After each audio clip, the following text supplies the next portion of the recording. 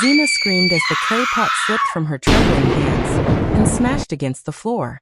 "No, no, please don't leave me," she cried, falling to her knees. The room suddenly turned cold. A strange whisper echoed around her hut. "You stole what was never meant for you." Zina covered her ears and burst into tears. "I said I'm sorry. What else do you people want from me?" Then the lantern beside her went out. Darkness swallowed the room completely. Outside, thunder roared across Amani Valley, while villagers rushed indoors to escape the rain. But inside Zina's hut, something far more terrifying had begun. And all of it started 3 months earlier, because of one old woman carrying firewood. That afternoon, the sun burned heavily over the dusty roads of Amani Valley. Women bargained loudly in the market while children chased one another barefoot between stalls. Lela and Zina walked home from school together, their uniforms dusty from the long road.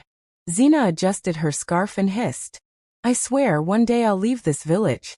I'm tired of poverty. Look at my sandals. They're almost tearing." Lela laughed softly. "You complain too much." "I complain because I'm suffering," Zina replied. "You enjoy pretending everything is okay." "I didn't say everything is okay," Lela said calmly. "I just don't think bitterness solves anything." Zina rolled her eyes. "That's because you like carrying everybody's problems on your head." As they turned a narrow path, they spotted an old woman struggling with a large bundle of firewood. Her back bent painfully while sweat dripped down her wrinkled face. "My daughters," the old woman called weakly. "Please help me carry this wood to my house." Zina clicked her tongue immediately. "Can't you see we're busy?" The old woman looked exhausted. "Please. It's not far." Lela slowed down, but Zina grabbed her wrist. "Leave her," Zina whispered harshly. "If you start helping every person you see, you'll die poor." The old woman almost lost balance. "Please." Something in her voice made Lela uncomfortable. But before she could speak, Zina suddenly pushed the wood angrily. "Old woman, stop disturbing us." The firewood scattered across the ground. Lela gasped. "Zina." "What?" Zina snapped. "Did I kill her?" The old woman slowly looked up at Zina. Her eyes were calm, too calm. "One day," she said quietly, "your heart will bring you pain greater than anything this village can give you." Zina laughed loudly. "Are you cursing me?" "No," the woman replied. "People become prisoners of who they truly are."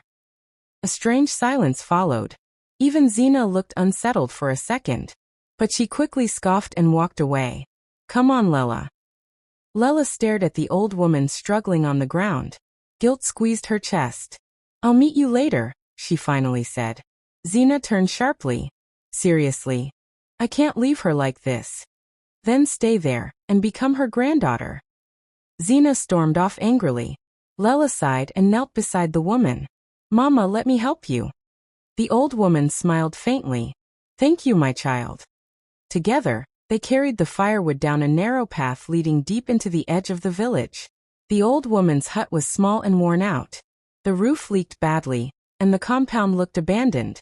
As Lela dropped the wood, she noticed dirty plates piled beside the doorway. "You live alone?" she asked softly. The old woman nodded. Without thinking twice, Lela picked up the plates. "You don't have to do that," the woman said carefully. "It's okay." For the next hour, Lela swept the compound, fetched water from the stream, washed the plates, and even cooked rice with the little ingredients she found. The old woman watched her silently the entire time. "You remind me of someone," she suddenly said. Lela smiled lightly. "Hopefully someone good. Someone whose kindness changed many lives." Lela laughed shyly. "I'm not that special." The woman stared at her for a long moment before standing slowly. "Come inside." Inside the hut, the room was strangely neat compared to the outside. The old woman bent near a wooden box and brought out a small white clay pot wrapped carefully in cloth. Lela frowned. "What's that?" "This," the woman said gently, "is not ordinary." Lela became nervous immediately. "Mama, I don't understand." The woman handed her the pot carefully. "If your heart remains pure, this pot will never fail you." Lela blinked. "What?" "Touch it 3 times and speak only what you truly need." Lela almost laughed from confusion. "You're joking." I never joke with sacred things. The woman's tone suddenly became serious. This pot must never be used for greed. Never use it to oppress others. Never boast about it. And never allow jealousy near it. Lela's heartbeat quickened. How can a pot do all that? You will understand soon. Lela hesitated. Mama, why are you giving this to me? The old woman smiled sadly. Because kindness should never leave empty-handed. Lela wrapped the pot carefully before leaving the hut, but her mind remained troubled the entire walk home. That night, reality hit her harder than ever. Her uncle slammed a cup onto the table angrily. I said there's no money for school fees. Lela swallowed painfully. Uncle, exams are next week. And so, if I miss these exams, I may lose this term. Her uncle scoffed. Do you think money grows on trees? Her aunt folded her arms. Maybe if you spent less time helping strangers, you'd learn life is hard. Lela lowered her head quietly. Please. I just want to finish school. Her uncle stood up immediately. Enough. I'm tired of your crying. He stormed out. Lela remained frozen at the table while tears gathered in her eyes. Later that night, she sat alone inside her tiny room staring at the white clay pot. This is crazy, she whispered.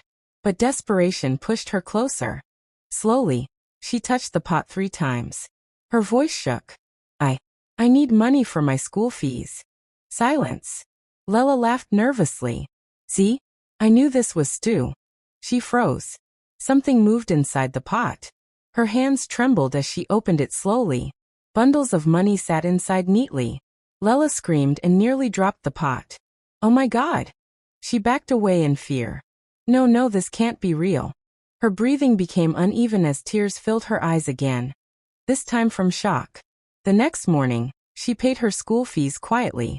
But the strangest part came days later. A widow living nearby suddenly received food anonymously. A sick child got medicine paid for unexpectedly. An old farmer found money for treatment outside his door. Nobody knew it was Lela. And she wanted it to remain that way. But in villages, secrets never stay hidden for long. One evening, Zina watched 2 women gossip near the well. Whoever is helping people like this must be heaven sent. I heard it's that quiet girl Lela. Zina's expression darkened immediately. Lela, she muttered. That night, she confronted her. You've been acting strange lately. Lela looked nervous instantly. What do you mean? You suddenly have money. People are praising you everywhere. Lela forced a smile. You're imagining things. Don't lie to me, Zina snapped. I'm not lying. Zina stepped closer. Then tell me the truth. What are you hiding? Lela forced herself to stay calm, even though her heart pounded loudly inside her chest. There's nothing to tell, she said quietly. Zina folded her arms. So everybody in this village suddenly became rich by coincidence. Lela looked away. Why does it bother you so much?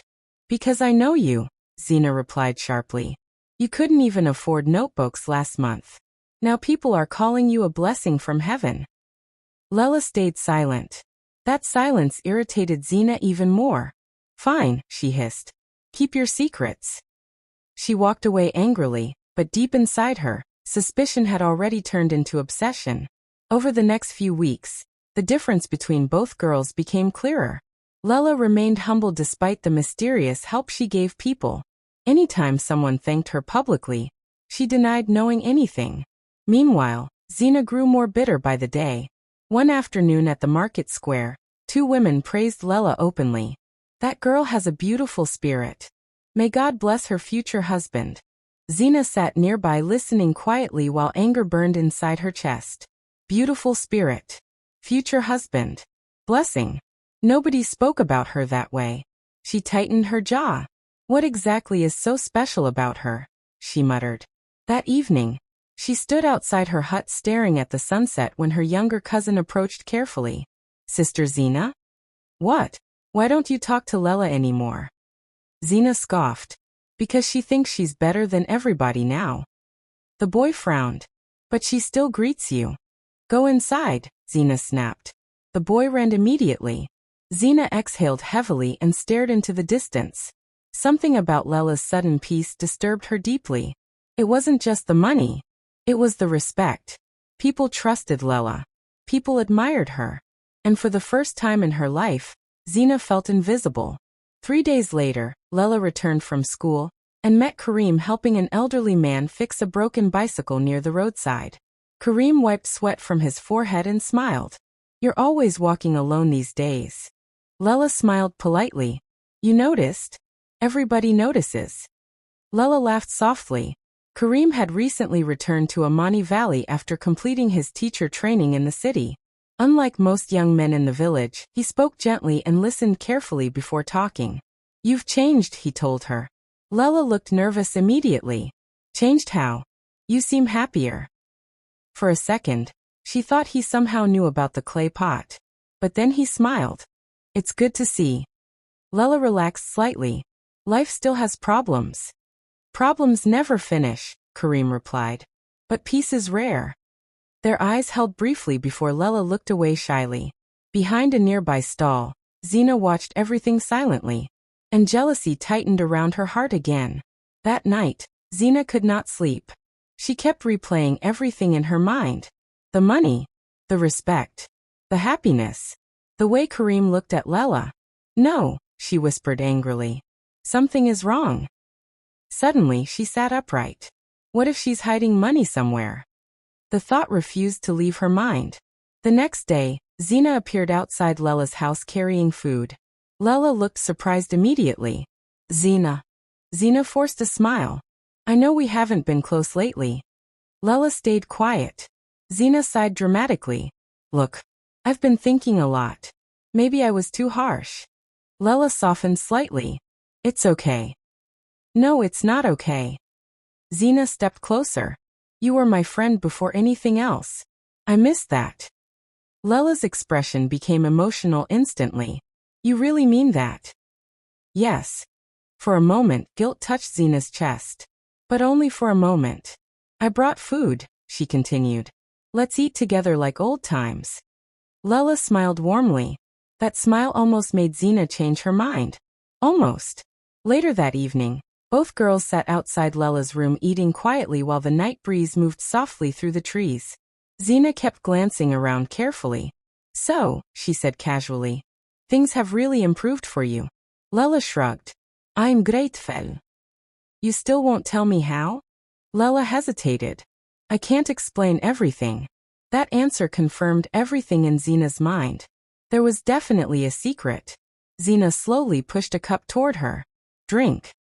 Lela smiled lightly and drank. A few minutes later, her eyes became heavy. "I suddenly feel tired." Zina forced a nervous laugh. "Then sleep." Lela blinked slowly. "Maybe I should rest for a little." Before long, she collapsed sideways onto the mat. Zina froze. Her breathing quickened immediately. "Oh God!" For a second, panic filled her chest. What if she dies? She knelt quickly beside Lela. "Lela!" No response. "She's only sleeping," Zina whispered to herself repeatedly. Then greed took over again. Quickly, she began searching the room. Inside baskets. Under clothes. Behind containers. Nothing. Frustration rose immediately. "Where did you hide it?" Then her eyes landed on an old wooden box beneath the bed. She dragged it out quickly. Inside, wrapped carefully in white cloth, sat the clay pot. Zina froze completely. "This is it." Her hands trembled as she carried it slowly. "What kind of thing are you?" Suddenly, she remembered all the changes in Lela's life. The money, the blessings, the respect. Everything made sense now. A smile slowly spread across her face. "So this is why you've been acting holy."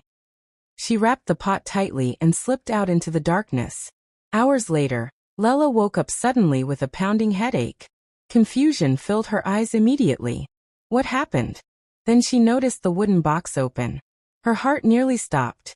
No. She rushed toward it. Empty. The clay pot was gone. Fear swallowed her instantly. No, no, no, no. Tears rushed into her eyes as realization hit hard. Zina. That same night, Zina locked herself inside her room and placed the clay pot carefully in front of her. Her excitement was uncontrollable. "So all I have to do is ask." She touched it 3 times quickly. I want money. Nothing happened. Zina frowned. I said I want money. Still nothing. Anger flashed across her face. Why isn't it working? Then she remembered Mama Sada's words that day. If your heart remains pure. Zina's expression tightened. What nonsense. She closed her eyes and tried again. I need money. Silence filled the room for a few seconds. Then suddenly, something dropped inside the pot.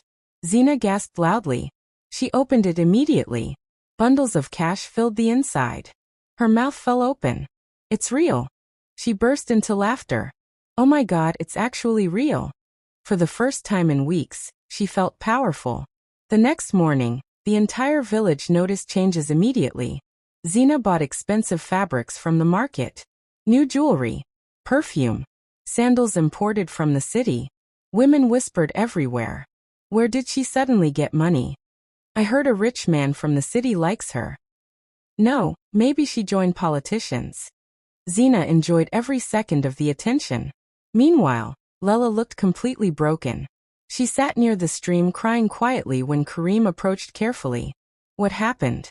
Lela wiped her face quickly. Nothing. That's a lie. She looked away. Karim sat beside her silently. After a while he spoke softly. You don't always have to carry pain alone. That almost broke her completely. But she remembered the warning. Never reveal the secret. So instead she whispered. Someone betrayed me. Karim's expression changed immediately. Who? Lela shook her head slowly. It doesn't matter anymore. But deep down, she knew something terrible was coming. Because gifts taken through greed never stay peacefully. And somewhere inside Amani Valley, the clay pot was already beginning to fight back against the wrong hands touching it. At first, Zina ignored the strange signs. The whispers at night. The sudden coldness inside her room. The nightmares that dragged her awake covered in sweat. She convinced herself it was fear. Nothing more. But 3 days later, things became worse. Very early that morning, she opened the clay pot smiling confidently. I need more money. Silence. Her smile faded slightly. She touched it again. I said I need money. Suddenly, a sharp crack echoed across the room. Zina jumped backward. A thin line had appeared across the side of the pot. Fear crawled slowly into her chest. No. The room suddenly became freezing cold. Then the whisper returned. A greedy hand cannot carry sacred blessings. Zina stumbled backward, breathing heavily. Who's there? No answer. She grabbed the pot quickly and wrapped it in cloth. I don't care, she muttered shakily. You belong to me now. But deep down, she already knew something was terribly wrong. That same afternoon, she tried using the pot again at the market. Nothing happened. Again. Nothing. Panic slowly replaced arrogance. Meanwhile, Lela's life became harder again. Without the pot, she struggled quietly, yet she still helped people however she could. Even when she had little food, she shared with others. One evening, Karim found her helping an old woman carry water. You never stop helping people, do you? He asked softly. Lela smiled weakly. Kindness is free. Karim stared at her for a moment. Do you know why people respect you? Lela shook her head. Because your heart is clean. Those words hit her deeply. She looked away before tears formed again. Across the village, Zina was falling apart. She stopped sleeping properly. Every night she heard whispers. Every night the room became cold. And every morning, the crack on the clay pot grew larger. One night, she woke suddenly to the sound of someone knocking on her window. Knock. Knock. Knock. Her breathing stopped. Slowly she turned. Nobody was there. Then the whisper came again. Return what was stolen. Zina screamed immediately. Leave me alone. Her mother rushed into the room. What happened? Zina pointed shakily toward the window. Someone was there. Her mother checked outside carefully. Nobody. The older woman frowned. You need prayer. But prayer did not stop the fear. The next morning, Zina tried visiting Lela secretly. When she saw her from a distance laughing softly with Karim near the stream, jealousy and guilt crashed together inside her chest. She's still happy, Zina whispered bitterly. Yet for the first time, anger no longer satisfied her. Only shame remained. That night became the breaking point. Rain poured heavily over Amani Valley, while thunder shook the skies. Inside her room, Zina sat clutching the clay pot tightly. "I'm sorry," she whispered weakly. Silence. Tears rolled down her cheeks. "I didn't mean for things to become like this." Suddenly the lantern blew out. Darkness swallowed the room instantly. Then the clay pot became hot inside her hands. Too hot. Zina screamed and dropped it. The pot rolled across the floor before stopping by itself. Then slowly, it cracked completely down the middle. A terrifying whisper filled the room. "What was taken through greed will leave through suffering." Zina burst into tears immediately. "I'll return it. Please." The room became silent again. Completely silent. The next morning, villagers gathered near the square after hearing loud crying. Zina stood in the center trembling uncontrollably while tears soaked her face. Lela arrived with Karim and froze immediately. Zina looked at her and collapsed to her knees. "I'm sorry," she cried loudly. The villagers murmured in confusion. "I stole it," Zina continued. "I stole everything." Lela's chest tightened. Zina reached into her bag and brought out the broken clay pot.